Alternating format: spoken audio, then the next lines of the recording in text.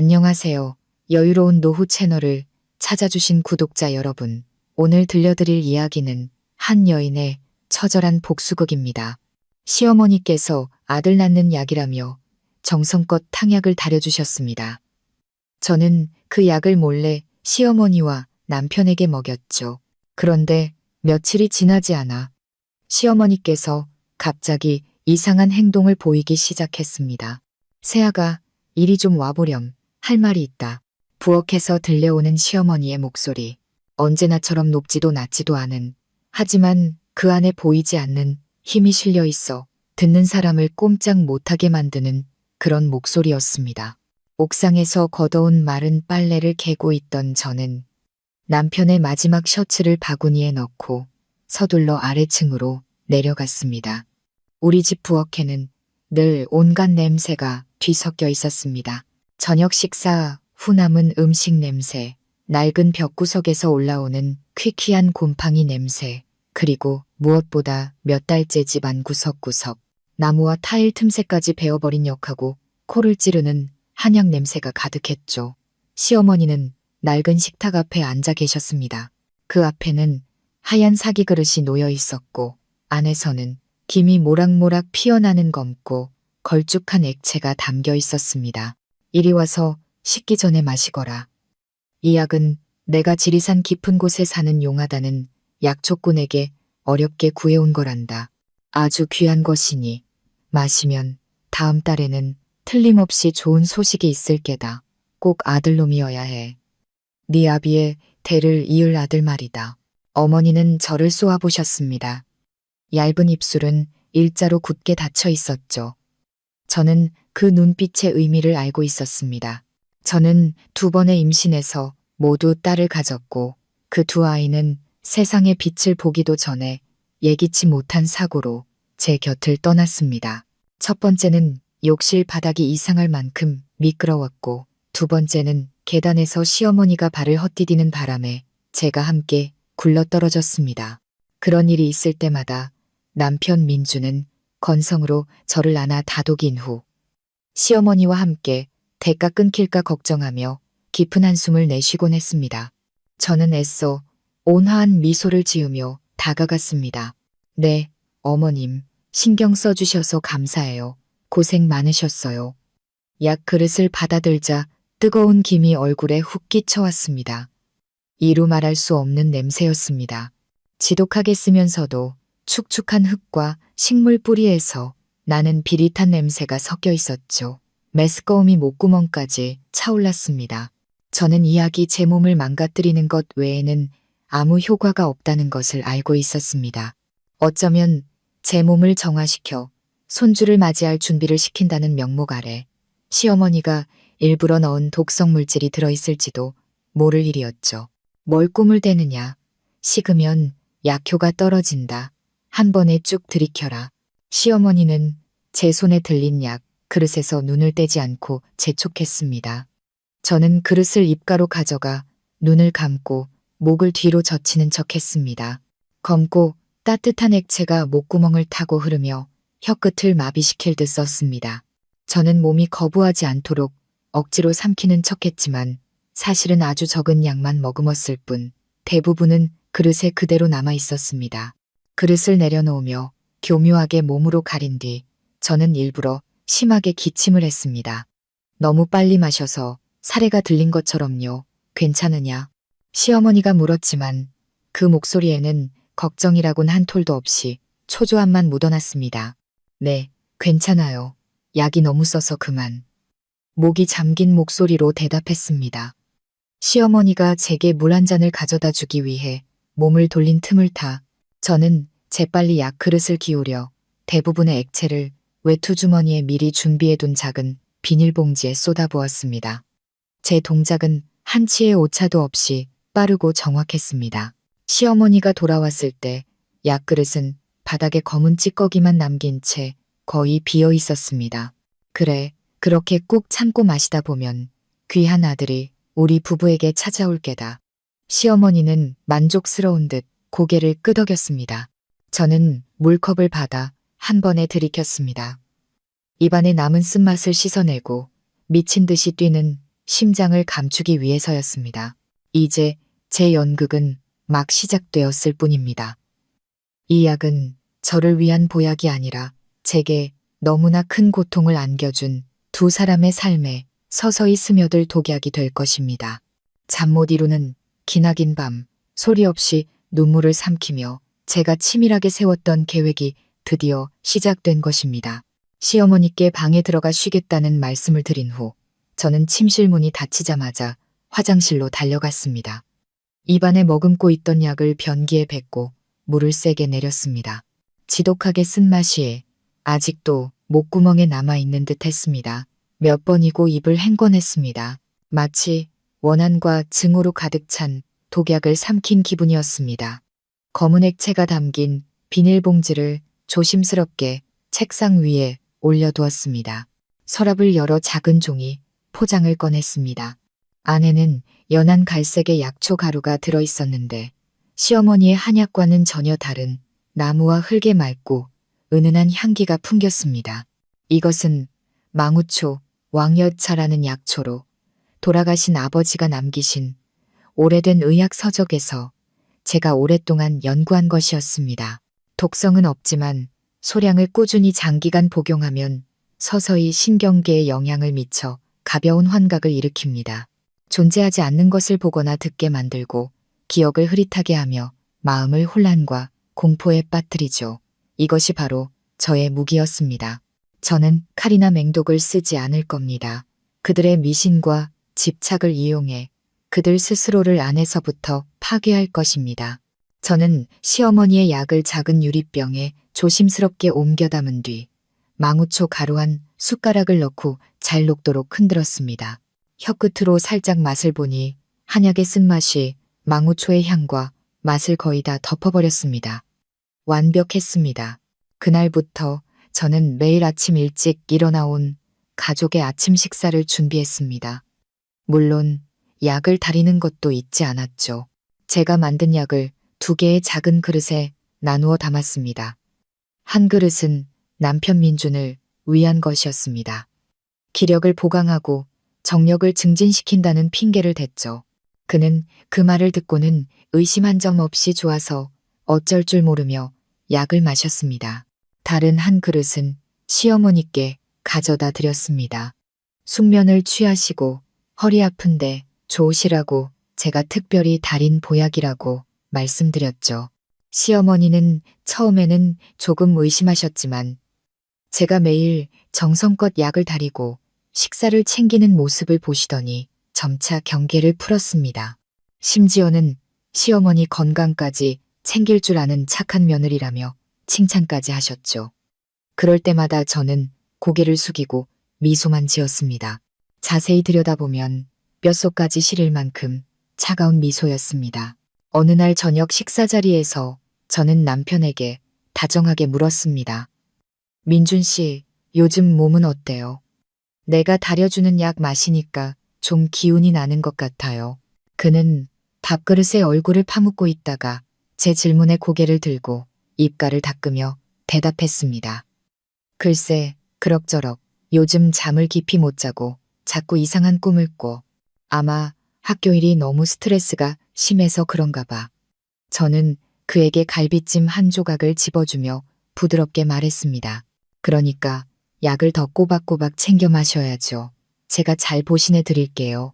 그는 고개를 끄덕였습니다. 제 보살핌을 당연하게 누리면서 그 보약이 자신과 어머니를 제가 만든 악몽 속으로 천천히 끌어들이고 있다는 사실은 꿈에도 모른 채 말이죠. 저는 맞은편에 앉은 두 사람을 바라보았습니다. 한 명은 남편, 다른 한 명은 시어머니, 제게서 엄마가 될 권리를 무참히 빼앗아간 사람들. 그들은 여전히 맛있게 밥을 먹고 웃고 떠들며 대를 이을 손자를 볼 미래를 그리고 있었습니다. 그 미래가 절대 오지 않으리라는 것을 그들은 몰랐습니다. 그들을 기다리는 것은 광기와 몰락 그리고 자신들이 저지른 모든 죄에 대한 처절한 대가였습니다. 그리고 저는 그 모든 것을 끈기 있게 지켜볼 것입니다. 남편 민준의 직업은 대학 교수였습니다. 많은 사람에게 존경받는 자리였죠.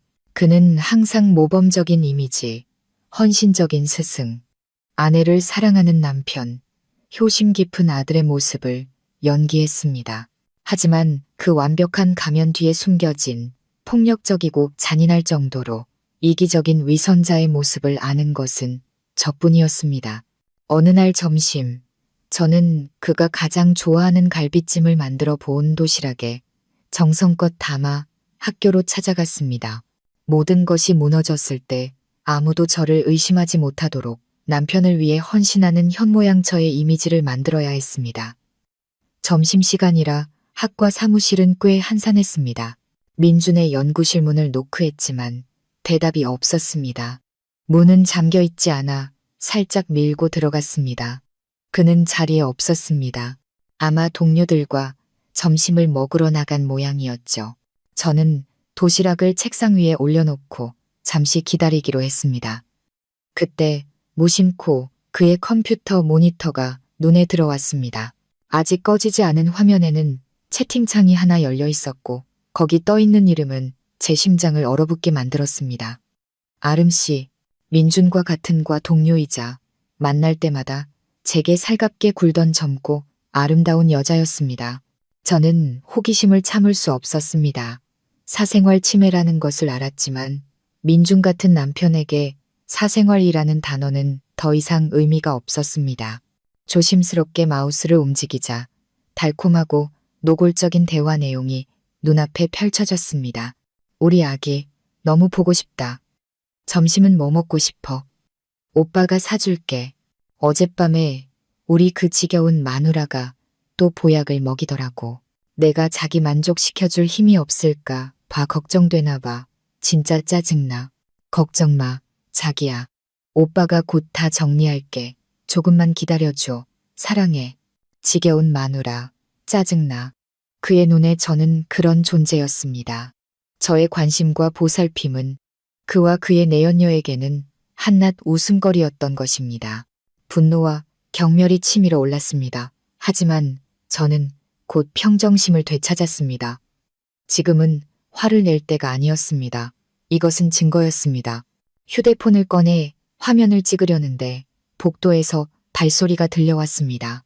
깜짝 놀란 저는 재빨리 의자를 원위치시키고 마치 방금 막 들어온 것처럼 몸을 돌렸습니다.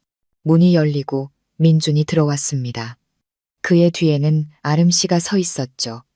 저를 본 두 사람은 순간 얼어붙었습니다. 민준의 얼굴에 당황한 기색이 스쳤지만 그는 금세 아무렇지 않은 척했습니다. 지수야, 웬일이야. 오기 전에 전화라도 하지. 그는 다가와 능청스럽게 제 허리를 감싸 안았습니다.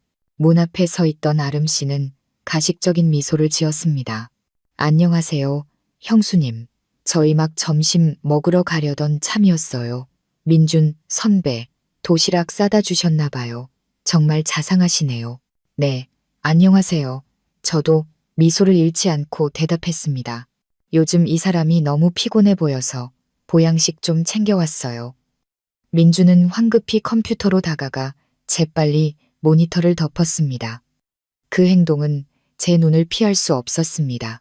그는 제가 볼까봐 두려워하고 있었습니다. 무언가를 감추고 있었죠. 그럼 형수님이랑 식사 맛있게 하세요. 전 혼자 먹어도 괜찮아요. 아름 씨는 약간 토라진 듯한 목소리로 말하며 민준을 힐끗 쳐다봤습니다. 아냐, 내가 내려다 줄게. 민준은 서둘러 말하고는 저를 향해 달랬습니다. 자기야, 여기서 잠깐만 기다려. 나 금방 다녀올게. 그러고는 제 뺨에 가볍게 입을 맞췄습니다. 역겨울 정도로 가식적인 입맞춤이었습니다. 그는 아름 씨와 함께 황급히 연구실을 나갔습니다. 저는 두 사람의 뒷모습을 멍하니 바라보았습니다. 손에 들린 도시락이 갑자기 천근만근 무겁게 느껴졌습니다. 더 확실한 증거가 필요했습니다. 이 연극의 승자는 반드시 제가 되어야 했습니다. 그날 밤 민주는 평소보다 늦게 귀가했습니다. 몸에서는 술 냄새와 저렴한 여자 향수 냄새가 진동했습니다.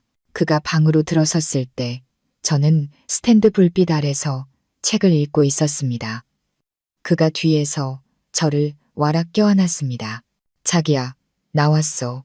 그의 뜨거운 숨결이 목덜미에 닿았습니다. 저는 욕망이 아닌 혐오감에 소름이 돋았습니다.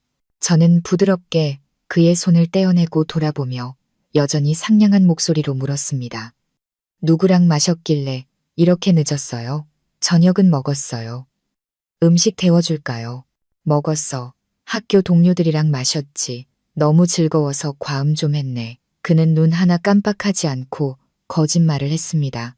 여보, 당신이 준 보약 마셨더니 몸이 아주 뜨거워. 그의 손이 제 잠옷 안으로 스멀스멀 기어 들어오기 시작했습니다. 저는 급히 그를 막았습니다. 미안해요. 오늘 그날이에요. 미안한 척하며 말했습니다. 민준의 표정은 즉시 굳어졌습니다. 미소와 흥분은 사라지고 실망과 짜증이 그 자리를 대신했죠. 또 그날이야? 왜 맨날 이럴 때만 맞춰서 하냐? 그는 투덜거리며 저를 놓고 비틀거리며 욕실로 들어갔습니다. 저는 안도의 한숨을 내쉬었습니다. 더 이상 이 남자의 손길을 견딜 수 없었습니다. 그가 저를 만질 때마다 수천 마리의 벌레가 제 살갗을 기어다니는 것 같았습니다. 그날 밤 저는 그에게 등을 돌리고 깊이 잠든 척했습니다. 민준의 규칙적인 코골이가 귓가에 울렸습니다. 그는 제가 준 보약에 술까지 마셨으니 죽은 듯이 자고 있었습니다. 지금이 기회였습니다. 저는 조용히 일어나 침대에서 내려와 의자에 걸쳐진 그의 외투로 다가갔습니다. 주머니 속에는 휴대폰이 조용히 잠들어 있었습니다. 심장이 세차게 뛰었습니다. 저는 휴대폰을 들고 다시 침대로 돌아와 불빛이 새어나가지 않도록 이불을 머리끝까지 뒤집어 썼습니다. 잠금 화면에는 비밀번호를 요구하는 창이 떠 있었습니다. 그의 생일을 입력했지만 틀렸습니다. 제 생일도 아니었습니다. 결혼기념일 역시 아니었죠. 문득 아름 씨가 떠올랐습니다. 한 가지 생각이 머리를 스쳤습니다. 저는 학교 동료들의 대화에서 우연히 들었던 그녀의 생일을 입력했습니다. 화면이 열렸습니다. 세상이 무너지는 것 같았지만 동시에 차가운 승리감이 솟아올랐습니다. 그는 내연녀의 생일을 휴대폰 비밀번호로 쓰고 있었습니다. 이 굴욕 반드시 100배, 1000배로 갚아줄 것입니다. 문자 메시지함을 열었습니다. 그와 아름 씨가 주고받은 수백, 수천 개의 메시지. 그들은 서로를 여보, 자기라고 불렀습니다. 학교 일부터 가장 은밀한 사생활까지 모든 것을 공유했습니다. 그들은 저를 늙은 마누라, 목석, 고장나는 앉는 기계라고 부르며 조롱했습니다. 사진첩을 열자 그들의 다정한 사진들이 쏟아져 나왔습니다. 카페에서 껴안고 있는 모습, 영화관에서 키스하는 모습, 그리고 낯선 호텔방에서 찍은 적나라한 침대 사진까지. 손이 떨렸습니다. 하지만 슬픔 때문이 아니라 분노 때문이었습니다. 저는 데이터 백업용 USB를 휴대폰에 꽂았습니다. 조용히 모든 메시지와 사진, 동영상을 작은 USB에 복사했습니다. 이것은 그의 위선적인 얼굴에 날아갈 가장 날카로운 총알이 될 것입니다. 모든 작업이 끝나자 저는 흔적을 지우고 휴대폰을 제자리에 두었습니다. 그리고 침대에 누워 눈을 감았습니다. 잠은 오지 않았습니다. 그들의 모습이 머릿속을 떠나지 않았습니다. 하지만 고통과 함께 복수심의 불길이 맹렬하게 타오르고 있었습니다. 앞길이 험난하리라는 것을 알았지만 저는 물러서지 않을 것입니다. 저 자신과 세상에 태어나지 못한 제 아이들을 위해 끝까지 싸워 정의를 되찾을 것입니다. 남편과 시어머니에게 보약을 먹이기 시작한 지 2주가 넘었습니다. 망우초의 효과는 즉시 나타나지 않았습니다. 서서히 스며들어 그들의 정신 구석구석을 파고들 시간이 필요했죠. 그리고 그날 밤 첫 번째 연극의 막이 올랐습니다. 새벽 2시경 온 집안이 깊은 정적에 잠겨 있을 때 옆방 시어머니 방에서 부스럭거리는 소리가 들렸습니다. 숨을 죽이고 귀를 기울이자 발소리와 함께 불분명한 중얼거림이 들려왔습니다. 잠시 후 시어머니가 제 방문을 두드렸습니다. 민준아, 새아가. 무슨 소리 못 들었느냐. 목소리가 가늘게 떨리고 있었습니다. 민주는 깊이 잠들어 끙끙거리며 안쪽으로 돌아누울 뿐이었습니다. 저는 일어나 얇은 가운을 걸치고 문을 열었습니다. 어머님, 주무시지 않고 무슨 일이세요? 잠결에 놀란 척 걱정스러운 목소리로 물었습니다. 시어머니는 저를 보았습니다. 가뜩이나 주름진 얼굴이 희미한 스탠드, 불빛 아래 더욱 쪼그라들어 보였습니다. 눈동자는 불안하게 흔들리고 있었죠. 너도 못 들었느냐. 아기 우는 소리가 아까부터 귓가에서 앵앵거리는구나. 저는 귀를 기울이는 척하다가 고개를 저었습니다. 아니요, 어머님. 저는 아무 소리도 못 들었는데요. 옆집 아기 소리 아닐까요? 옆집이 얼마 전에 손주를 봤잖아요. 아니야. 아주 가까이서 들려. 꼭 이 집 안에서 나는 소리 같단 말이다. 시어머니는 제 팔을 꽉 잡으며 단호하게 말했습니다. 혹시 우리 집에 아기 귀신이라도 붙은 게 아닐까. 심장이 차갑게 내려앉았지만 저는 태연한 표정을 유지했습니다. 어머님, 괜한 생각 마시고 어서 주무세요. 너무 피곤하셔서 헛것을 들으신 걸 거예요. 제가 따뜻한 대추차 한 잔 타드릴 테니 드시고 푹 주무세요. 저는 시어머니를 방으로 모셔다 드리고 몇 마디 더 안심시킨 후에야 돌아왔습니다. 문을 닫고 그 뒤에 등을 기댄 채 제 입가에 희미한 미소가 번졌습니다. 제가 오래전에 인터넷으로 주문해둔 초소형 블루투스 스피커가 제 역할을 톡톡히 해내고 있었습니다. 며칠 전 시어머니 방 청소해 드릴게요. 핑계로 낡은 나무 옷장 뒤에 교묘하게 숨겨두었죠. 인터넷에서 내려받은 아기 울음소리를 가장 작은 볼륨으로 틀었습니다. 잠기가 어두운 시어머니에게는 들리지만 옆방에서는 눈치채지 못할 정도의 크기였습니다. 평생 미신을 믿고 귀신과 부처를 신봉해온 시어머니, 잃어버린 손주들, 특히 그녀가 결코 원치 않았던 손녀들에 대한 죄책감과 집착이 바로 그녀의 가장 큰 약점이었습니다. 그리고 저는 그 약점을 정확히 파고들 것입니다. 그녀가 무참히 죽게 만든 어린 영혼들이 빚을 받으러 돌아왔다고 믿게 만들 것입니다. 공포가 그녀의 정신을 잠식하여 완전히 미쳐버릴 때까지 말이죠. 다음날 아침, 시어머니는 퀭한 눈과 파리한 얼굴로 식탁에 앉았습니다. 제가 만든 약밥은 거의 드시지도 못하고 젓가락으로 뒤적이기만 하다가 이따금 주위를 두리번거리며 깜짝 놀라곤 했습니다. 민주는 그런 어머니의 모습에 짜증이 난 듯했습니다. 어머니, 왜 그러세요? 어젯밤에도 또 잠 못 주무셨어요? 제가 쓸데없는 생각 좀 그만하시라고 말씀드렸잖아요. 쓸데없는 생각이 아니야. 분명히 울음소리가 들렸다고. 시어머니는 쏘아붙이고는 제게 구원을 청하는 눈빛을 보냈습니다. 새아가, 네가 말 좀 해보렴. 그렇지. 저는 미리 준비해둔 보약 그릇을 그녀 앞에 놓으며 부드럽게 말했습니다. 어머님, 아마 요즘 기력이 쇠하셔서 심신이 불안하신가 봐요. 이 약 드시고 기운 차리세요. 제가 잠잘 오시라고 안정되는 약재도 좀 더 넣었어요. 시어머니는 약 그릇을 보며 잠시 망설였지만 이내 들어 한 번에 마셨습니다. 그 안정제가 자신을 망상의 늪으로 더 깊이 밀어넣는 독약이라는 사실을 그녀는 알지 못했습니다. 저는 민준에게도 같은 수법으로 정력 보강제를 건넸고 그는 여전히 아무 의심 없이 즐겁게 마셨습니다. 그들의 삶은 평소와 다름없이 흘러갔지만 보이지 않는 독약이 매일 주입되며 그들의 몸과 마음을 갉아먹고 있었습니다. 그날 오후 저는 민준의 학교에 갈 일이 있었습니다. 학과 복도를 걷다가 우연히 아름 씨와 마주쳤습니다. 그녀는 몸매가 드러나는 타이트한 원피스를 입고 화장을 곱게 한 채 활기차고 생기 넘치는 모습이었습니다.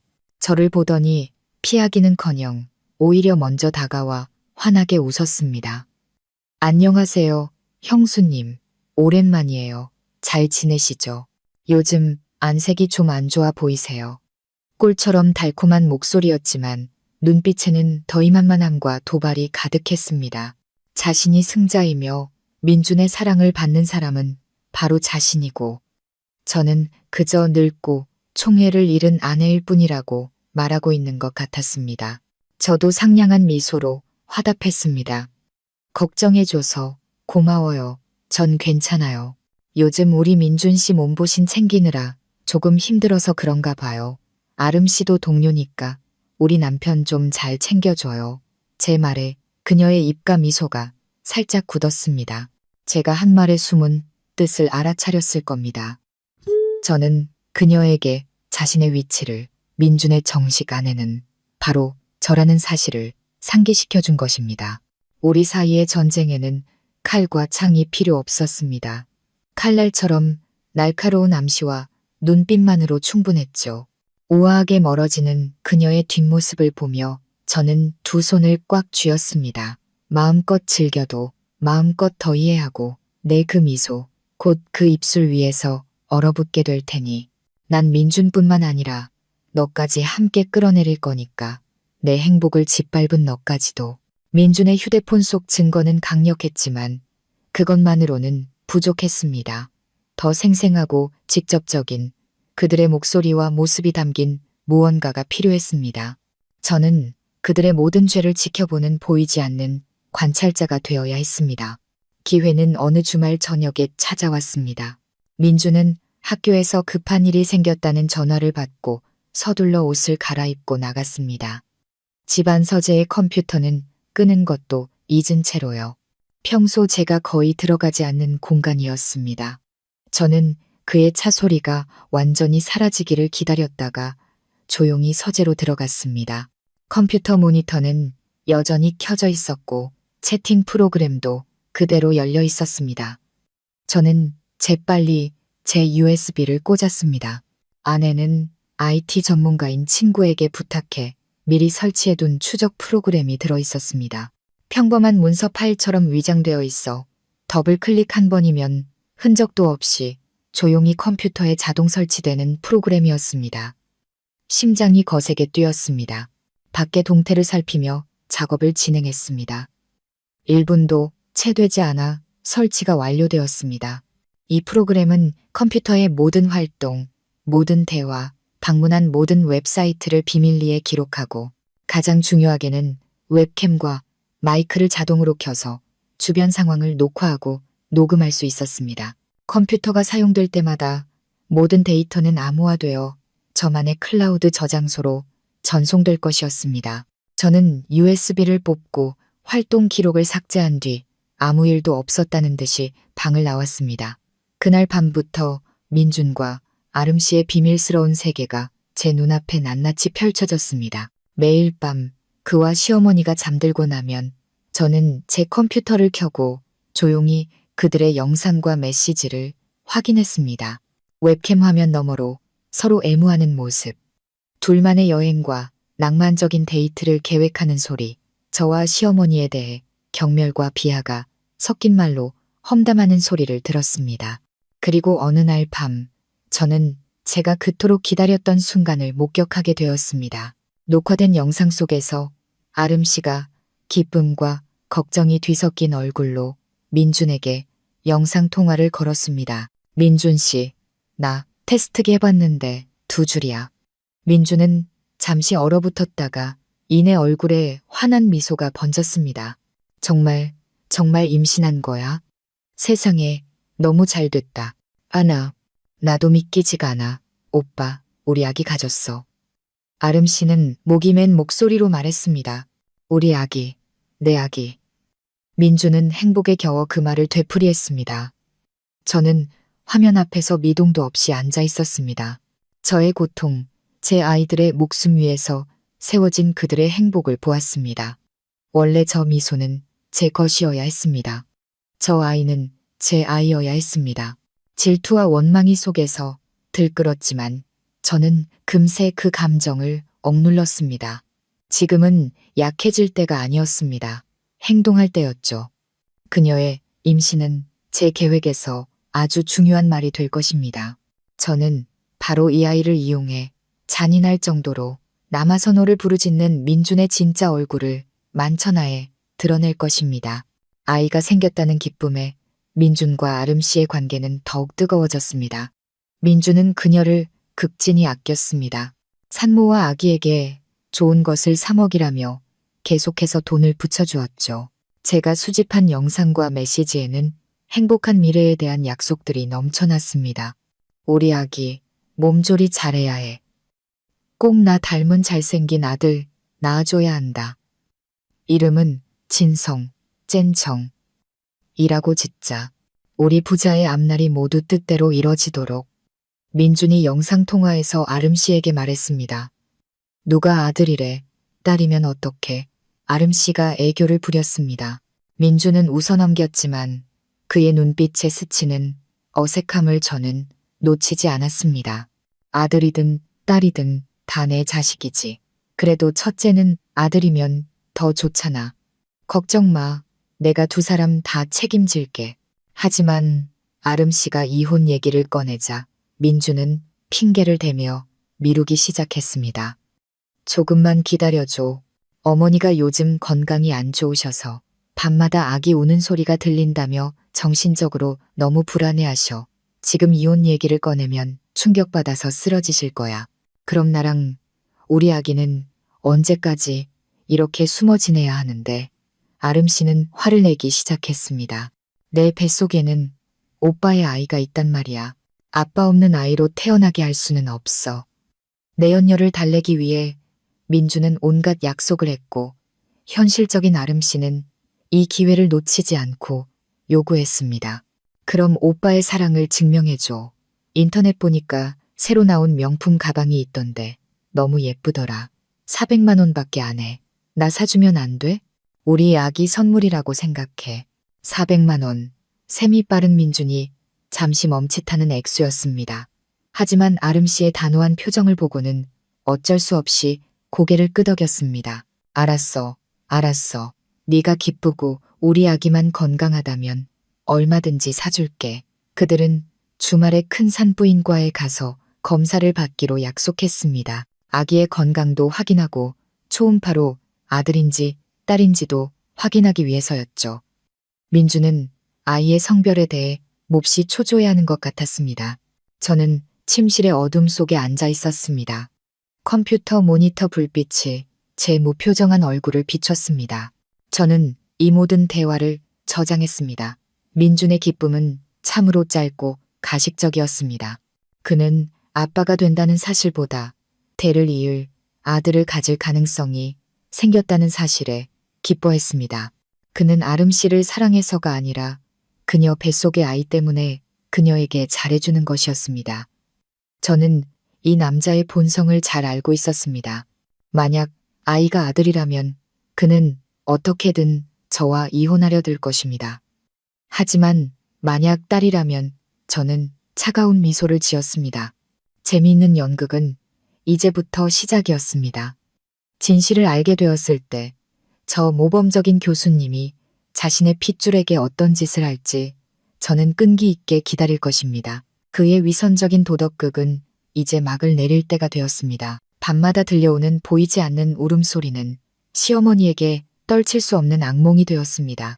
그녀는 날이 갈수록 수척해지고 이유 없이 신경질을 부리며 늘 불안에 떨며 살았습니다. 하지만 소리만으로는 부족했습니다.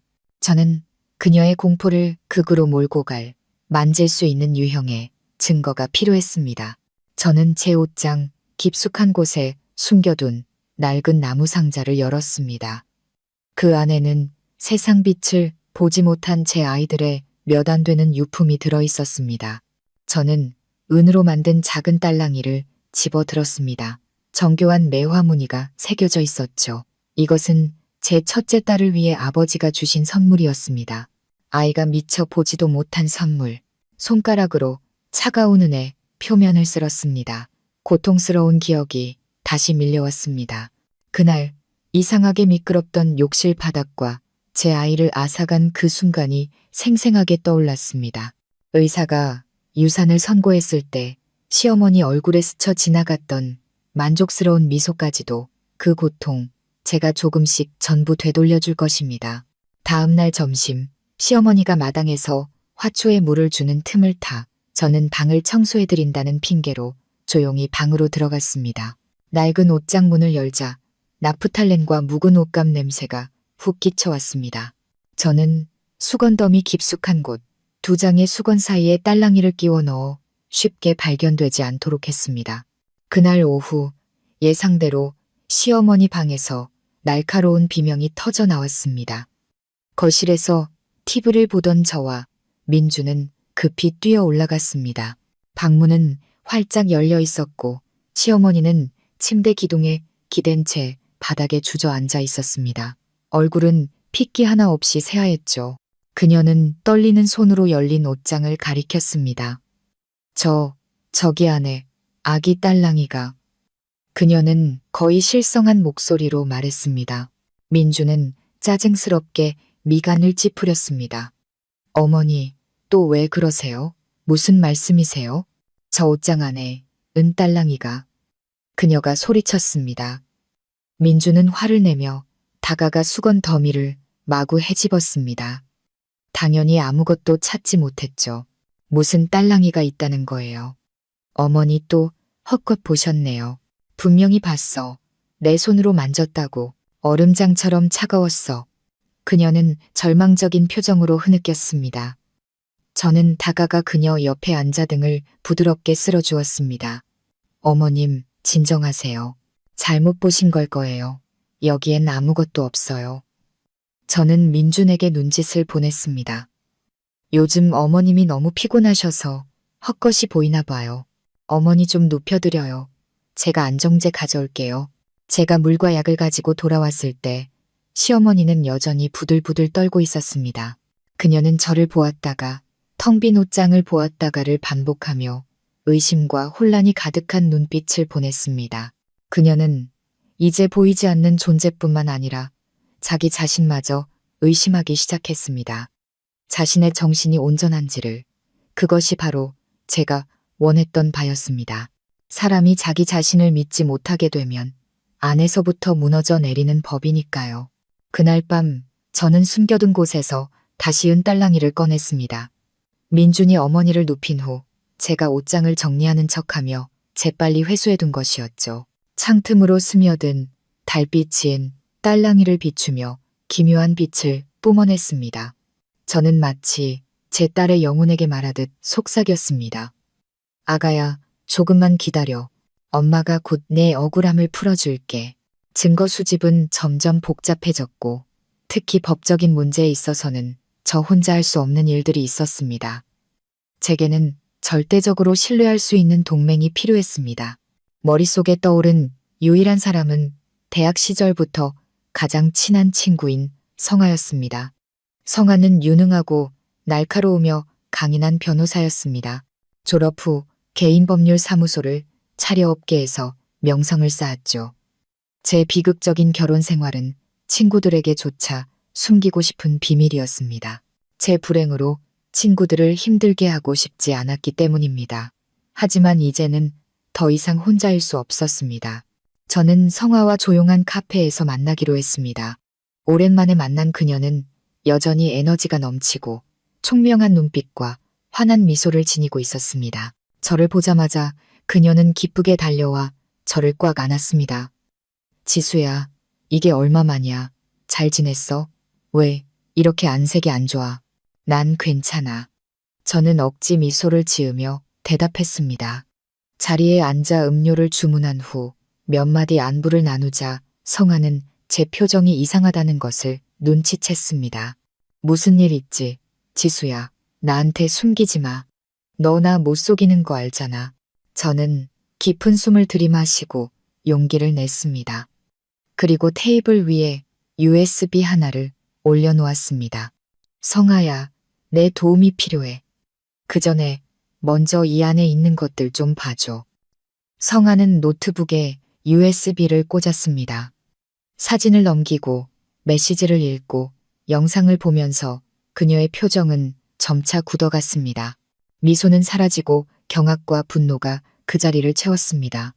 이따금 고개를 들어 저를 바라보는 그녀의 눈에는 안타까움과 걱정이 가득했습니다. 아름 씨가 임신을 알리는 영상을 볼 때 그녀는 주먹을 꽉 쥐었습니다. 이런 천하의 나쁜 놈. 그녀는 이를 갈았습니다. 어떻게 너한테 이런 짓을.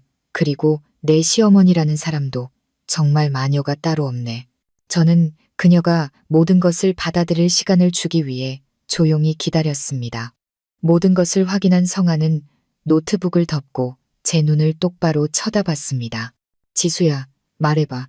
너 어떻게 할 생각이야? 설마 이대로 참고 살겠다고는 하지 마. 아니. 저는 차분하지만 단호한 목소리로 대답했습니다. 더 이상 참지 않을 거야. 그들에게 모든 대가를 치르게 할 거야. 하지만 법적인 부분에서 내 도움이 필요해. 저는 성아에게 제 모든 계획을 털어놓았습니다. 약을 바꿔치기 하고 시어머니를 정신적으로 압박하고 추적 프로그램을 설치한 것까지. 성아는 한마디도 놓치지 않고 들었고 그녀의 눈빛은 감탄과 결의로 가득 찼습니다. 정말 잘했어, 지수야. 그녀는 제 손을 잡으며 말했습니다. 넌 더 이상 예전에 그 약한 애가 아니야. 걱정 마. 나머지는 내가 맡을게. 이 증거들만으로도 그놈을 사회적으로 매장시킬 수 있어. 하지만 결정적인 한 방이 더 필요해. 무슨 말이야? 제가 묻자 성아가 제 귀에 속삭였습니다. 그놈 지독한 남아 선호 사상주의자잖아. 장담컨대 그 내연녀의 아이가 딸이라면 가만두지 않을 거야. 나는 네가 그가 낙태를 강요했다는 증거를 잡도록 도와줄게. 그건 절대 용서받지 못할 범죄고 그의 위선적인 가면을 완전히 벗겨버릴 거야. 이번 주말 그들이 초음파 검사를 하고 난 뒤를 노리자.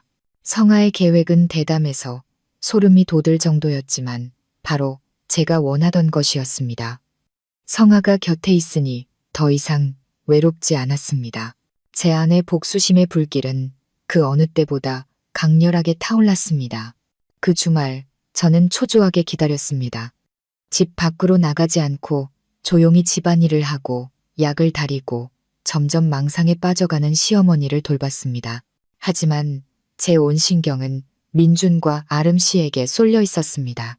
전화벨이 울릴 때마다 컴퓨터에 메시지 알림이 뜰 때마다 심장이 철렁 내려앉았습니다. 일요일, 민준은 저와 어머니에게 학교에 급한 회의가 생겨 하루 종일 자리를 비워야 한다고 말했습니다. 저는 그가 거짓말을 하고 있다는 것을 알았습니다. 그날은 그가 아름 씨를 데리고 산부인과에 가는 날이었습니다. 저는 그저 미소를 지으며 조심히 다녀오고 식사 잘 챙기라고 말했습니다. 제 순종적인 모습에 그는 조금도 의심하지 않았습니다. 늦은 오후 민준이 돌아왔습니다. 표정이 좋지 않았습니다. 그는 침울하고 신경질적이었고 누가 말을 걸어도 대꾸하지 않았습니다.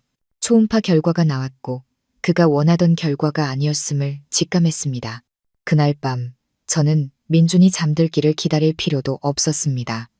그는 스스로 서재로 들어가 문을 쾅 닫아버렸습니다. 저는 즉시 제 컴퓨터를 켰습니다. 추적 프로그램이 새로운 녹음과 영상 파일을 보내왔습니다. 헤드폰을 꼈습니다. 민준과 아름 씨의 통화였습니다. 민준의 목소리는 더 이상 달콤하지 않고 차갑고 날카로워져 있었습니다. 어떻게 딸일 수가 있어? 의사가 잘못 본 거 아니야? 내가 어떻게 알아? 의사 선생님은 딸이 확실하대.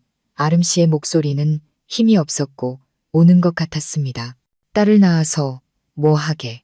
이미 애 못 낳는 마누라 하나도 지긋지긋한데 너까지 그럴래? 당장 가서 지워. 무슨 소리야. 오빠 아이잖아. 어떻게 그렇게 잔인한 말을 해. 아이?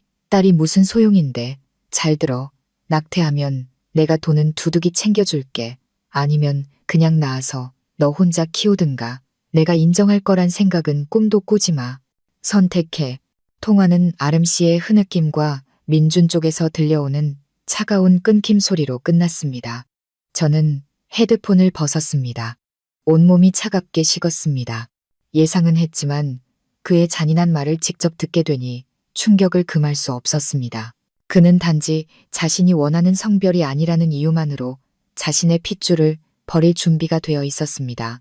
다음 날 아침 성화에게서 전화가 왔습니다. 네게 줄 게 있어. 그녀의 목소리는 승리에 차 있었습니다. 어제 사람을 시켜서 그들을 개인 병원까지 미행했어. 그리고 오늘 아침 아름이라는 여자가 혼자 다시 그 병원을 찾았더군. 진료, 기록, 사본을 확보했어.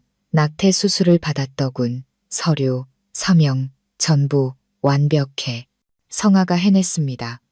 그녀는 결정적인 증거, 민준의 마지막 범죄에 대한 증거를 손에 넣었습니다.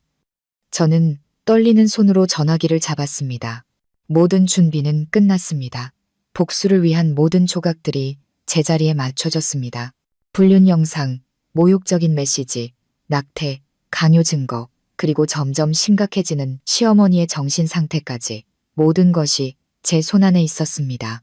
저는 창밖을 보았습니다. 곧 비가 쏟아질 듯 하늘이 잿빛이었습니다. 마치 민준과 그의 어머니의 인생처럼 제가 만든 거대한 폭풍이 곧 몰아칠 것입니다. 그리고 그 폭풍은 모든 것을 휩쓸어 버릴 것입니다. 아름 씨의 낙태 사건 이후 집안의 공기는 더욱 무겁게 가라앉았습니다. 민준은 말이 없어지고 신경질적으로 변했습니다. 그는 주변의 모든 것에 화풀이를 했습니다. 제가 만든 밥이 입에 맞지 않는다거나 TV 소리가 너무 크다는 식이었죠. 그는 더 이상 즐거운 방식으로 내연녀에게 얽매이지 않았습니다. 자신이 저지른 문제들을 해결하느라 바빴죠. 아름 씨가 쉽게 물러설 여자가 아니라는 것을 저는 알고 있었습니다. 그녀는 분명 적지 않은 보상금을 요구하고 있을 터였습니다. 이것은 제게 더욱 유리한 상황을 만들어 주었습니다. 민준이 자신의 문제에 빠져 허우적거리는 동안 점점 이상해지는 어머니의 상태를 신경 쓸 여유가 없을 테니까요. 이제 제 연극의 강도를 높일 때가 왔습니다. 아기 울음소리만으로는 더 이상 충격이 부족했습니다. 더 직접적이고 잊을 수 없는 무언가가 필요했죠. 저는 블루투스 스피커에 음향 파일을 바꿨습니다. 이번에는 단순한 울음소리가 아니라 어린아이의 속삭임이었습니다. 막지만 기묘한 목소리가 한 문장만을 반복했습니다. 할머니, 내 아기, 돌려줘요. 할머니. 그날 밤 효과는 예상보다 빨리 나타났습니다. 자정이 간 넘었을 때 시어머니 방에서 쨍그랑하는 큰 소리가 나더니 공포에 질린 비명이 뒤따랐습니다. 저리가 이놈의 것 썩거지란 말이다. 날 그만 괴롭혀. 저와 민주는 급히 달려갔습니다. 눈앞의 광경에 민주는 얼어붙었습니다. 그가 얼마 전 어머니께 선물한 값비싼 도자기가 바닥에 산산조각 나 있었습니다. 시어머니는 방 한가운데 서서 머리는 산발이 된 채 두 손으로 머리를 감싸고 텅 빈 벽 한 구석을 넉나간 눈으로 쳐다보고 있었습니다. 어머니, 또 무슨 짓이에요? 민준이 소리쳤습니다. 그의 분노는 극에 달해 있었습니다. 저기 구석에 있었어. 시어머니는 떨리는 손으로 가리켰습니다. 자꾸 나를 할머니라고 부르면서 자기 아기를 돌려달라고 했어. 민준아, 제발 엄마 좀 살려줘. 거기 아무도 없잖아요. 어머니 정말 미치셨어요. 민준은 인내심을 완전히 잃었습니다. 그는 어머니의 어깨를 잡고 거세게 흔들었습니다. 정신 차리세요. 맨날 귀신 타령 좀 그만하세요. 저 정말 지긋지긋해요. 정말이야. 내 귀에는 안 들리니? 지금도 부르고 있잖아. 시어머니는 절망적인 표정으로 통곡했습니다. 저는 급히 다가가 민준의 손을 떼어냈습니다. 이러지 마세요. 어머님 편찮으시잖아요. 그리고 시어머니를 안아 다독였습니다. 어머님, 무서워하지 마세요. 제가 있잖아요. 또 악몽을 꾸셨나 봐요. 아무도 없어요. 저는 그녀를 침대에 앉혔습니다. 그녀는 여전히 사시나무 떨듯 떨며 의미 없는 말들을 중얼거렸습니다. 민주는 허리에 손을 얹고 거친 숨을 몰아쉬며 바닥에 난장판을 질린다는 듯 쳐다봤습니다. 그는 공포에 질린 어머니에게 연민을 느끼기보다는 그저 귀찮아할 뿐이었습니다. 시어머니에게 안정제를 먹여 눕힌 후 저는 깨진 조각들을 치우기 시작했습니다. 민주는 이미 자기 방으로 돌아가 문을 쾅 닫아버렸습니다. 정적이 흐르는 방에는 시어머니의 거친 숨소리와 제 빗자루질 소리만 남았습니다. 저는 허리를 숙여 깨진 도자기 조각들을 하나씩 주었습니다. 어둠 속에서 만족스럽고 차가운 미소가 제 얼굴에 떠올랐습니다. 과거의 메아리는 이제 시작일 뿐이에요. 당신의 마음이 이 도자기처럼 산산조각 날 때까지 더 많은 것을 들려드릴 테니까요. 시어머니의 공황 상태는 더욱 잦아졌고 통제 불가능해졌습니다.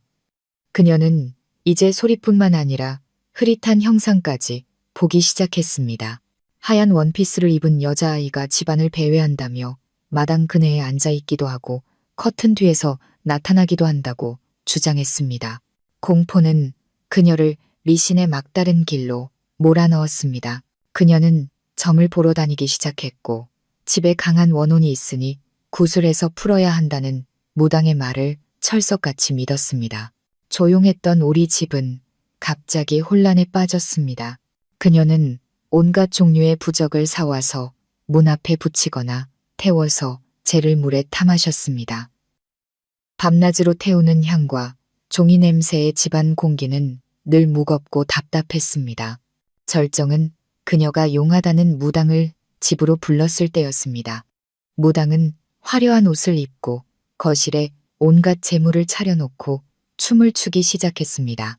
진과 꽹과리를 시끄럽게 두들겨댔고 시어머니는 그 발치에 엎드려 눈물을 흘리며 중얼중얼 빌었습니다. 바로 그때 민준이 퇴근하고 돌아왔습니다. 집안의 난장판을 본 그의 얼굴이 굳어졌습니다. 어머니, 또 무슨 해괴한 짓을 벌이시는 거예요. 그의 고함이 꽹과리 소리를 압도했습니다. 무당도 깜짝 놀라 멈칫했습니다. 시어머니는 황급히 일어나 아들의 팔을 붙잡았습니다. 민준아, 마침 잘 왔다. 무당 선생님이 우리 집의 악귀를 쫓아내는 중이다. 너도 어서 와서 빌어라. 악귀는 무슨, 다 사기꾼들이지. 민준은 어머니의 손을 뿌리치고 무당을 똑바로 가리켰습니다. 당장 우리 집에서 나가시오. 안 그러면 미신 행위로 경찰에 신고하겠소. 상황이 심상치 않음을 느낀 무당은 허둥지둥 물건을 챙겨 도망쳤습니다. 시어머니만 멍하니 서서 얼굴이 새하얗게 질렸습니다. 어떻게 이럴 수가 있니? 넌 엄마 생각도 안 하니? 그녀가 울음을 터뜨렸습니다. 어머니 생각해서 사기당하지 않게 해드린 거잖아요. 제발 정신 좀 차리세요. 하루 종일 이런 허튼 짓만 하고 제가 드린 돈은 밥 사드시고 약 사드시라고 드린 거지. 저런 사기꾼들한테 갖다 바치라고 드린 게 아니라고요. 민준이 소리쳤습니다. 직장에서의 스트레스, 아름 씨 문제, 그리고 이제는 어머니까지 그는 터지기 직전의 폭탄 같았습니다. 하지만 구슬해야 그 애가 떠난다고 했단 말이야. 누가 떠나요? 여긴 떠날 사람 자체가 없다고요. 민주는 고함을 지르고는 더 이상 말도 섞기 싫다는 듯 자기 방으로 올라가 버렸습니다. 시어머니는 의자에 주저앉아 소리 없이 울었습니다. 귀신에 대한 공포와 아들의 분노에 그녀는 완전히 무너져 내렸습니다. 저는 부엌에서 과일 접시를 들고 나와 조용히 테이블에 놓았습니다. 어머님, 민준 씨 때문에 너무 속상해하지 마세요. 요즘 일이 힘들어서 그래요. 과일 좀 드시고 기운 차리세요. 제가 작은 목소리로 말했습니다. 그녀는 고개를 들어 저를 보았습니다. 붉게 충혈된 눈에는 무력감이 가득했습니다. 세아가, 나 이제 어떡하면 좋으냐. 너무 무서워. 그럼 내일 저랑 같이 절에 가서 마음 편하게 기도라도 드리고 올까요? 조용한 곳에 다녀오시면 한결 나아지실 거예요. 제가 제안하자 그녀는 무의식적으로 고개를 끄덕였습니다. 저는 알고 있었습니다. 절이든 무당이든 그녀를 도울 수 없다는 것을. 왜냐하면 이 집의 유일한 악귀는 바로 그녀 앞에서 다정하게 사과를 깎아주고 있었으니까요. 바로 저라는 이름의 악귀가 절에 다녀온 것은 시어머니의 상태를 호전시키기는커녕 오히려 악화시키는 듯 했습니다. 아마도 고요하고 엄숙한 사찰의 분위기가 그녀에게 저승과 인과응보에 대한 생각을 더욱 부추겼을 겁니다. 그녀는 더욱 침울하고 겁에 질린 채 돌아왔습니다. 자신의 죄가 너무 커서 부처님도 구제할 수 없다고 믿는 것 같았습니다. 며칠 후 그녀는 그 지역에서 죽은 사람과 대화할 수 있다고 소문난 유명한 보살을 찾아갔습니다. 접신을 하고 돌아온 그녀는 공포와 기묘한 믿음이 뒤섞인 표정이었습니다. 그 애가 말했어. 민준이 집에 들어서자마자 그녀는 그의 팔을 붙잡았습니다. 그 애가 나를 너무 원망한데 내가 자기 자매들을 2번이나 죽게 만들었다고 이제 내 목숨을 내놓으라고 했어. 민주는 지친 듯 어머니의 손을 뿌리쳤습니다. 그는 이런 허황된 이야기에 이골이 나 있었습니다. 어머니, 제발 그만하세요. 더 듣고 싶지 않아요. 아니야, 이번엔 진짜야. 보살님이 아주 큰 해원굿을 해야 한다고 했어. 돈이 아주 많이 든대. 그렇게 하지 않으면 우리 집안에 큰 재앙이 닥칠 거래. 그녀는 다급하게 말했습니다. 얼마나 드는데요? 민준이 무심하게 물었습니다. 2억 원이래. 그 액수에 신발을 벗던 민준도 몸을 바로 세웠습니다. 뭐라고요? 2억? 어머니, 제정신이세요? 제가 돈 찍어내는 기계인 줄 아세요? 하지만 그래야 우리 가족이 살 수 있단 말이다. 네가 엄마를 구해주지 않으면 그 애가 날 데려갈 거야. 시어머니는 울며 애원했습니다. 돈 없어요. 꿈도 꾸지 마세요. 민주는 쏘아붙이고는 등을 돌려 가버리려 했습니다. 그의 행동은 시어머니의 마지막 인내심을 끊어버린 것 같았습니다. 극도의 공포는 광기 어린 무모함으로 변했습니다. 그녀는 부엌으로 달려갔고 돌아왔을 때 그녀의 손에는 번쩍이는 과도가 들려 있었습니다. 그녀는 칼날을 자신의 목에 겨누었습니다. 네가 돈을 주지 않으면 나 여기서 당장 죽어버릴 거다. 그녀는 소리쳤습니다. 늙고 주름진 얼굴은 경련했고 눈은 핏발이 서 있었습니다. 저와 민주는 모두 경악했습니다. 그녀가 이렇게까지 극단적으로 나올 줄은 몰랐습니다. 민준의 얼굴은 새하얗게 질렸습니다. 그는 아내에게 폭력을 휘두르고 내연녀에게 잔인할 수 있었지만 어머니가 눈앞에서 자살하는 것을 내버려 둘 수는 없었습니다. 그것은 하늘이 용서치 않을 불효죄였습니다. 평생 쌓아온 그의 명성이 한순간에 무너질 테니까요. 어머니, 칼 내려놓으세요. 지금 뭐 하시는 거예요? 그가 더듬거리며 말했습니다. 돈 내놔. 2억 원. 안 그러면 너랑 나랑 같이 죽는 거야. 시어머니는 울부짖었습니다. 칼날이 살갗을 파고들며 작은 핏방울이 흘러내렸습니다. 알았어요. 드릴게요. 제발 칼 좀 내려놓으세요. 민준이 겁에 질려 소리쳤습니다. 그에게는 다른 선택지가 없었습니다. 아들의 약속을 듣고서야 시어머니는 천천히 칼을 내렸습니다. 그녀는 바닥에 주저앉았고 손에서 떨어진 칼이 쨍하는 날카로운 소리를 냈습니다. 그녀는 아이처럼 흐느꼈습니다. 민주는 완전히 미쳐버린 어머니의 모습을 보며 그 자리에 못 박힌 듯 서 있었습니다. 그는 거친 숨을 몰아쉬었고 이마에는 식은땀이 흘렀습니다. 2억 원. 그 큰 돈을 이런 쓸데없는 일에 써야 하다니 그는 저를 보았습니다. 동정이라도 구하는 눈빛이었지만 제게서 돌아온 것은 가식적인 놀라움과 걱정뿐이었습니다. 저는 그가 어머니에 대한 마지막 인내심까지 모두 잃었다는 것을 알았습니다. 민준에게 돈을 받아내기로 약속받은 후 시어머니는 마지막 남은 기력마저 다 쓴 듯했습니다. 광기가 지나간 자리에는 텅 빈 정신과 무너진 육체만 남았습니다. 그녀는 더 이상 소리치거나 물건을 부수지 않고 조용한 공포 속에 잠겨들었습니다. 방 밖으로 나오지 않고 문을 걸어 잠갔습니다. 식사도 거부했고 제가 밥을 가져가도 문을 열지 않은 채 누군가 자기 음식에 독을 넣으려 한다고 소리쳤습니다. 밤에는 침대에서 자지 않고 옷장 구석에 웅크려 베개를 껴안고 간간히 흐느끼는 소리를 냈습니다. 이런 상태가 이틀간 계속되었습니다. 민주는 처음에는 내버려 두었지만 더 이상 참을 수 없게 되자 문을 부수고 들어가기로 결심했습니다. 아내 광경은 그를 얼어붙게 만들었습니다. 시어머니는 옷장 안에 웅크리고 앉아 있었습니다. 깡마르고 초췌했으며 옷은 흐트러져 있었습니다. 텅 빈 허공을 응시하는 눈은 초점을 잃었고 아들조차 알아보지 못했습니다. 어머니, 민준이 작게 불렀지만 그녀는 아무 반응이 없었습니다. 결국 민준은 병원에 전화를 걸 수밖에 없었습니다. 2명의 구급대원이 힘겹게 그녀를 옷장에서 꺼내 구급차에 태웠습니다. 그녀는 저항하지 않고 그림자처럼 조용히 그들을 따라갔습니다. 저는 효심 깊은 며느리 역할을 하며 그녀의 옷가지와 개인용품 몇 개를 챙겨 민준과 함께 병원으로 향했습니다.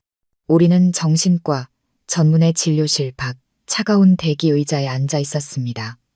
민준은 머리를 쥐어뜯으며 지치고 절망적인 표정을 짓고 있었습니다. 잠시 후 중년의 의사가 나와 우리를 진료실로 불렀습니다. 초기 검사와 환자와의 면담을 마친 그는 차분하고 전문적인 목소리로 말했습니다. 급성 망상형 정신장애로 진단됩니다. 매우 심각한 정신병적 상태로 환자는 현실과의 접점을 완전히 잃었습니다. 자신의 환각과 환청을 절대적으로 믿고 있는 상태입니다. 치료할 수 있나요, 선생님? 민준의 목소리가 갈라졌습니다. 약물 치료와 심리 치료를 병행하며 장기적인 치료가 필요합니다. 우선 환자를 입원시켜 상태를 안정시키고 경과를 지켜봐야 합니다. 보호자께서는 마음의 준비를 하셔야 합니다. 이 과정은 매우 길어질 수 있습니다. 왜? 민주는 말없이 고개를 끄덕이고 입원 서류에 서명했습니다. 모든 절차가 끝나고 시어머니는 폐쇄병동으로 옮겨졌습니다. 외부 세계와 완전히 격리된 삼엄하게 관리되는 곳이었습니다. 간호사들에게 이끌려 하얀 복도 안으로 사라지는 그녀의 깡마르고 구부정한 뒷모습을 보며 저는 민준의 팔에 조용히 손을 얹고 안타까운 목소리로 말했습니다. 어머님, 너무 불쌍해요. 민준은 깊은 한숨을 내쉬었습니다. 마치 거대한 짐을 내려놓은 듯한 한숨이었습니다. 그는 아무 말도 하지 않았지만 저는 그가 무슨 생각을 하는지 알 수 있었습니다. 그에게 이것은 비극이 아니라 해방이었습니다. 그는 자신을 귀찮게 하던 어머니를 더 이상 자신을 괴롭힐 수 없는 곳으로 보내버린 것입니다. 저는 굳게 닫힌 병동문을 바라보았습니다. 체스판 위에서 말이 하나 치워졌습니다. 이제 남은 것은 오직 그 하나뿐이었습니다. 민준 씨. 오늘은 민준이 근무하는 대학교에서 연말 우수교원 표창식이 열리는 날이었습니다. 한 해 동안 뛰어난 성과를 낸 교수와 직원들을 기리는 연중 가장 큰 행사였습니다. 그리고 올해 민준은 주인공 중 한 명이었습니다. 그는 오랫동안 꿈꿔왔던 부학과장 자리에 내정되었습니다. 저는 가족 자격으로 초청받았습니다. 민준은 성공한 남자의 행복한 가정을 연출하는데 제가 필요했던 것입니다. 저는 물론 이런 좋은 기회를 거절할 수 없었습니다. 옥색 비단 한복을 곱게 차려입고 은은하게 화장을 하고 머리를 단정하게 올렸습니다. 남편을 위한 든든한 버팀목이자 지적인 아내의 전형적인 모습으로 보이고 싶었습니다. 제가 아래층으로 내려가자 민주는 만족스러운 눈빛으로 저를 바라봤습니다. 어머니 문제도 해결되고 승진까지 하게 되었으니 그는 모든 근심을 잊은 듯 했습니다. 대학교 대강당은 화려하게 장식되어 있었고 내빈, 교수, 오수 학생들로 가득 차 있었습니다. 분위기는 매우 엄숙했습니다. 저는 가족석 앞자리에 앉아 조용히 상황을 지켜봤습니다. 민주는 귀빈석에 허리를 꼿꼿이 세우고 앉아 환한 얼굴로 주변 사람들과 인사를 나누고 있었습니다. 말끔한 정장을 입은 그의 위풍당당한 모습을 보며 그의 진짜 모습이 얼마나 추악한지 아는 사람은 아무도 없을 거라 생각했습니다. 행사는 예정대로 진행되었습니다. 총장님의 긴 연설이 끝나고 모두가 기다리던 시상식이 시작되었습니다. 우렁찬 박수 소리와 함께 민준의 이름이 호명되었습니다. 그는 무대 위로 올라가 임명장과 꽃다발을 받았습니다. 그리고 소감 발표의 기회까지 주어졌죠. 존경하는 내외 귀빈 여러분. 그리고 사랑하는 교수님들과 학생 여러분. 그의 목소리는 웅장하고 가식적인 감동으로 가득 차 울려 퍼졌습니다. 그는 교사의 윤리, 미래 세대에 대한 책임, 지칠 줄 모르는 헌신에 대해 이야기했습니다. 아래에서는 모두가 감탄하며 고개를 끄덕였습니다. 저는 그 자리에 앉아 극도의 아이러니를 느꼈습니다. 민준의 순서가 끝나고 다른 우수 교원들에 대한 시상이 이어졌습니다. 그리고 마침내 제가 가장 기다리던 이름이 불렸습니다. 다음은 외국어학과의 아름 교수님입니다. 올해의 우수 교원으로 선정되신 것을 진심으로 축하드립니다. 아름 씨는 강렬한 붉은색 원피스를 입고 당당하게 무대로 올라갔습니다. 그녀는 환하게 웃으며 귀빈석에 앉은 민준을 향해 힐끗 눈길을 던졌습니다. 무대 뒤의 대형 스크린에서는 그녀의 업적을 소개하는 영상이 재생되기 시작했습니다. 수업 모습, 동아리 활동 사진 등이 흘러나왔습니다. 저는 손에 쥔 클러치를 꽉 쥐었습니다. 심장이 차갑게 뛰었습니다. 저는 음향과 조명 기술팀 구역에 섞여 앉아 있는 성아에게 신호를 보냈습니다. 때가 됐어. 아름 씨의 소개 영상이 절반쯤 상영되었을 때 화면이 갑자기 지지직거리더니 툭 꺼졌습니다. 강당이 잠시 술렁였습니다. 사람들은 기술적인 문제라고 생각했죠. 하지만 불과 몇 초 후 화면은 다시 켜졌습니다. 그러나 화면에 나타난 것은 강의실이나 사랑스러운 학생들이 아니었습니다. 고급스러운 호텔방이었습니다. 그리고 두 주인공은 다름 아닌 모범적인 민준 교수와 우수 교원 아름 씨였습니다. 그들은 실오라기 하나 걸치지 않은 채 침대 위에서 서로 뒤엉켜 있었습니다. 영상은 길지 않았지만 그들의 부적절한 관계의 추악함과 적나라함을 드러내기에는 충분히 선명했습니다. 행사의 장엄한 배경음악은 여전히 흘러나왔지만 그 소리는 소름 끼칠 정도로 어색하고 기괴하게 들렸습니다. 1000명 가까운 사람들이 모인 강당은 순간 정적이 흘렀다가 이내 웅성거리는 소리로 폭발했습니다. 여기저기서 경악의 찬숨 소리가 터져 나왔습니다. 앞줄에 앉은 몇몇 학생들은 재빨리 휴대폰을 들어 그 장면을 촬영하기 시작했습니다. 무대 위에서 아름 씨의 미소는 그대로 얼어붙었습니다. 그녀의 얼굴은 종이처럼 새하얗게 질렸습니다. 그녀는 그 자리에 못 박힌 채 눈앞에서 벌어지는 일을 믿을 수 없다는 듯 부들부들 떨고 있었습니다. 귀빈석에 있던 민주는 용수철처럼 튀어올랐습니다. 얼굴은 핏기 하나 없었죠. 그는 더듬거리며 화면을 가리켰다가 기술팀 쪽을 보았지만 아무 말도 하지 못했습니다. 바로 그때 화면이 꺼지고 무대 조명이 더욱 강렬해지며 두 죄인을 똑바로 비췄습니다. 강당은 아수라장이 되었습니다. 고함과 욕설이 터져나오기 시작했습니다. 그 혼란 속에서 저는 천천히 자리에서 일어났습니다.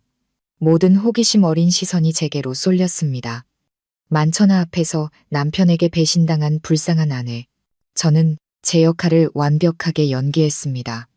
손으로 입을 가리고 어깨를 가늘게 떨며 충격과 고통에 빠진 표정을 지었습니다. 저는 민준을 향해 원망 가득한 마지막 눈빛을 보냈습니다. 그리고 비틀거리며 강당을 빠져나왔습니다. 제 뒤에는 무너져 내리는 커리어, 잿더미가 된 명예, 그리고 돌이킬 수 없는 혼돈만이 남았습니다. 학교 정문을 나서자 성아의 차가 저를 기다리고 있었습니다. 차에 올라타자 저는 고통받는 아내의 가면을 완전히 벗어던졌습니다. 제 얼굴은 아무 감정 없이 차갑게 굳어 있었습니다. 모든 게 계획대로 됐어. 제가 묻자 성아는 고개를 끄덕이며 승리의 미소를 지었습니다. 예상보다 훨씬 더. 다음 막도 보고 싶지 않아. 그녀는 제게 태블릿 PC를 건넸습니다. 화면에는 그 대학교에서 가장 큰 온라인 커뮤니티 페이지가 떠 있었습니다. 성아는 익명의 계정으로 게시물을 미리 작성해두고 클릭 한 번만 남겨둔 상태였습니다. 시작해. 제가 말했습니다. 성아는 게시 버튼을 눌렀습니다. 연극의 제이막이 시작되었습니다. 학교 전체가 섹스, 비디오 스캔들로 떠들썩한 동안 자극적인 제목의 게시물이 올라왔습니다. 신임 부학과장 민준의 위선적인 가면 뒤에 숨겨진 끔찍한 진실. 분노에 찬 어조로 작성된 이 글은 민준의 온갖 비리를 고발했습니다. 그리고 가장 중요한 것은 모든 고발 내용에 반박할 수 없는 증거가 첨부되어 있다는 것이었습니다. 첫 번째는 뇌물수수죄였습니다. 민준이 학부모 및 학생들과 나눈 메신저 대화 캡처 사진들이 대량으로 공개되었습니다. 내용은 성적을 흥정하고 시험에서 편의를 봐주겠다는 약속들이었고 적지 않은 금액의 은행, 이체, 내역 캡처가 그 뒤를 이었습니다. 이 증거들은 제가 그의 컴퓨터에서 수집한 것과 성아가 비밀리에 접촉했던 피해 학생들에게서 얻은 것이었습니다. 다음은 가정폭력죄였습니다. 제 팔과 등에 난 멍자국 사진 몇 장이 올라왔습니다. 제 얼굴은 나오지 않도록 교묘하게 찍혔지만 폭행의 정도를 짐작하기에는 충분했습니다. 사진 아래에는 이런 문구가 적혀 있었습니다.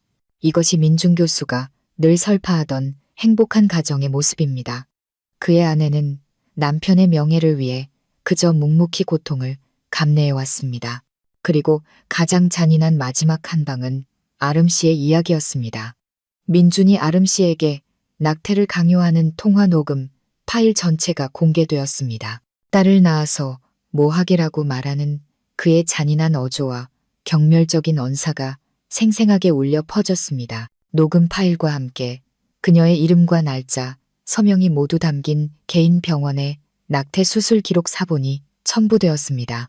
이 게시물은 폭풍의 눈 한가운데서 터진 두 번째 폭탄과 같았습니다. 불륜 스캔들이 사람들의 도덕적 비난을 샀다면 이 증거들은 민준을 범죄의 나락으로 떨어뜨렸습니다. 그는 단순한 불륜남이 아니라 타락한 교육자, 폭력적인 남편, 그리고 자신의 핏줄마저 부정하는 냉혈한이었습니다. 학교 커뮤니티의 반응은 폭발적이었습니다. 1시간 만에 수천 개의 댓글과 공유가 이루어졌습니다. 불과 몇 분 전까지 단상 위에서 영광을 누리던 스승이자 리더에 대한 존경심은 순식간에 혐오와 분노, 경멸로 바뀌었습니다. 학교 본부도 가만히 있을 수 없었습니다. 그날 저녁 즉시 민준 교수에 대한 직위 해제와 조사 착수를 알리는 긴급 공지가 발표되었습니다. 부학과장 임명은 즉각 취소되었고 모든 혐의에 대한 전면 조사가 시작되었습니다. 동시에 성아는 모든 증거 자료를 관련 수사기관에 제출했습니다. 민준이 평생에 걸쳐 쌓아 올린 경력과 명성은 단 몇 시간 만에 완전히 무너져 내렸습니다. 그는 명예의 정점에서 치욕의 나락으로 곤두박질 쳤습니다. 그것이 바로 제가 그에게 내린 심판이었습니다. 민준은 그날 밤 집에 돌아오지 않았습니다. 저를 마주할 면목이 없었거나 혹은 남은 명예라도 지키기 위해 사방팔방으로 뛰어다니고 있었을 겁니다. 하지만 모든 것은 헛수고였습니다. 저와 성아가 일으킨 폭풍은 너무나 거대해서 그 무엇으로도 잠재울 수 없었습니다. 다음 날 오후가 되어서야 그는 술에 취해 덥수룩한 수염을 한 채 초라한 모습으로 집에 돌아왔습니다. 어제의 그 멋진 정장은 구겨져 있었고 그는 더 이상 위험 있는 교수가 아니라 길 잃은 불황자처럼 보였습니다. 마당에서 조용히 화초에 물을 주던 저를 보자 그가 달려와 제 어깨를 붙잡았습니다. 내 짓이지, 전부 내가 꾸민 짓이지. 그의 눈은 핏발로 가득했습니다. 저는 두렵지 않았습니다. 그의 눈을 똑바로 쳐다보며 담담하게 말했습니다. 무슨 말씀이신지 모르겠네요. 모든 건 당신이 자초한 일이잖아요. 시침이 떼지 마, 이 독한 여자. 그가 소리치며 저를 때리려는 듯 손을 들었지만 그의 손은 허공에서 멈칫하다 힘없이 떨어졌습니다. 이제 그는 저를 때릴 수 없었습니다. 지금 폭력을 행사하는 것은 인터넷의 고발이 사실임을 증명하는 꼴이 될 테니까요. 그는 저를 놓고 비틀거리며 집으로 들어가 소파에 몸을 던지고 머리를 감싸 쥔 채 신음했습니다. 저는 따라 들어가 그에게 물 한 잔을 따라 주었습니다. 어차피 벌어진 일이에요. 진정하고 해결할 방법을 찾아봐요. 제 목소리는 여전히 평온했습니다. 해결? 뭘 해결할 수 있는데? 그가 씁쓸하게 웃었습니다. 내 경력은 끝났어. 명예도 다 잃었고 전부 너랑 그 미친 우리 엄마 때문이야. 바로 그때 그의 전화가 울렸습니다. 정신병원이었습니다. 민주는 짜증스러운 얼굴로 전화를 받았습니다. 몇 마디 듣더니 그는 소리쳤습니다. 밥을 안 먹으면 그냥 냅두쇼. 당신들이 의사고 간호사면 알아서 해야지. 다시는 나한테 전화하지 마시오. 나도 지금 죽을 지경이니까. 그는 전화를 끊고 테이블에 던져버렸습니다. 늙은 엄마까지 날 가만두질 않는군. 그는 잠시 침묵에 잠겨 있다가 어려운 결심을 한 듯 고개를 들어 저를 보았습니다. 나 이제 어머니 책임 못 져. 시골로 보내야겠어. 간병인 하나 고용해서. 거기서는 소리를 지르든 미쳐 날뛰든 아무한테도 피해 안 주겠지. 그것이 바로 제가 기다리던 말이었습니다. 자신을 낳아준 어머니가 가장 필요로 할 때 그녀를 버릴 준비가 된 아들, 비극의 완벽한 마무리가 아닐 수 없었습니다. 당신 마음대로 해요. 어쨌든 당신 어머니잖아요. 저는 무심하게 대답했습니다. 다음 날 민주는 정말로 어머니의 퇴원 수속을 밟고 차를 빌려 그녀를 시골로 보냈습니다. 차가 떠나기 전 저는 간병인으로 고용된 중년 여성을 몰래 만났습니다. 저는 그녀에게 두툼한 봉투를 건넸습니다. 이 안에 돈이 좀 들어있어요. 이걸로 어머님 잘 좀 부탁드려요. 저희 어머님이 사실 아주 불쌍한 분이세요. 조심히 잘 돌봐주시고 어디 가시지 못하게 또 아무도 못 만나게 해주세요. 무슨 일 있으면 저한테 바로 연락 주시고요. 저는 조심이라는 단어를 강조했습니다. 그녀는 저를 보더니 무언가 알아차린 듯 고개를 끄덕이며 돈을 받았습니다. 저는 이 돈으로 시어머니가 평생 시골집에 갇혀 지내게 될 것임을 알았습니다. 다시는 돌아올 기회도 무언가를 증언할 기회도 없을 것입니다. 미쳐버린 어머니와 불효자 아들을 태운 차가 흙먼지길 너머로 사라지는 것을 보며 저는 기묘한 평온함을 느꼈습니다. 또 하나의 짐을 덜어낸 기분이었습니다. 이 집에는 마침내 저와 그 단둘만 남았습니다. 이제 마지막 대결의 시간이었습니다. 며칠 후 집안은 무거운 침묵에 잠겼습니다. 민주는 방에 틀어박혀 술만 마셨습니다. 그는 현실을, 자신이 모든 것을 잃었다는 사실을 외면하고 있었습니다. 그날 아침 저는 식탁 위에 아침 식사 대신 서류 한 뭉치를 올려놓았습니다. 이게 뭐야? 그가 갈라진 목소리로 물었습니다. 이혼 서류예요. 저는 간결하게 대답했습니다. 난 이미 도장 찍었어요. 당신도 찍어요. 우리 서로 해방시켜 주자고요. 민주는 서류를 뚫어져라 쳐다보다가 저를 향해 고개를 들었습니다. 그의 눈에는 극도의 증오가 서려 있었습니다. 그는 미친 사람처럼 웃기 시작했습니다. 해방, 내 모든 걸 망쳐놓고 이제 와서 떠나겠다고? 내가 널 순순히 보내줄 것 같아? 그는 서류를 구겨 제 얼굴에 던졌습니다. 넌 내 아내야. 여기서 나랑 같이 고통받아야 해. 그렇게 생각 안 하는데요. 저는 태연하게 구겨진 서류를 주워 다시 폈습니다. 우리 공동재산인 이 집과 예금은 대부분 당신이 뇌물로 받은 돈이라는 증거가 내게 있어요. 법정까지 가면 당신은 빈털터리가 되는 건 물론이고 죗값이 더 늘어날 거예요. 그는 말을 잇지 못했습니다. 아, 그리고 저는 주머니에서 익숙한 USB를 꺼내 테이블 위에 올려놓았습니다. 이 안에는 당신이 불륜을 저지른 모든 증거가 담겨 있어요. 메시지, 사진, 동영상까지. 만약 이게 아름 씨 가족이나 그녀의 약혼자에게 전달되면 어떨 것 같아요? 민준의 얼굴이 흑빛으로 변했습니다. 그는 저를 마치 괴물을 보듯 쳐다봤습니다. 네가 어떻게 이런 것들을 알 필요 없어요. 당신의 모든 행동, 모든 생각을 내가 손바닥 보듯 꿰뚫고 있었다는 것만 알면 돼요. 차가운 미소가 제 입가에 번졌습니다.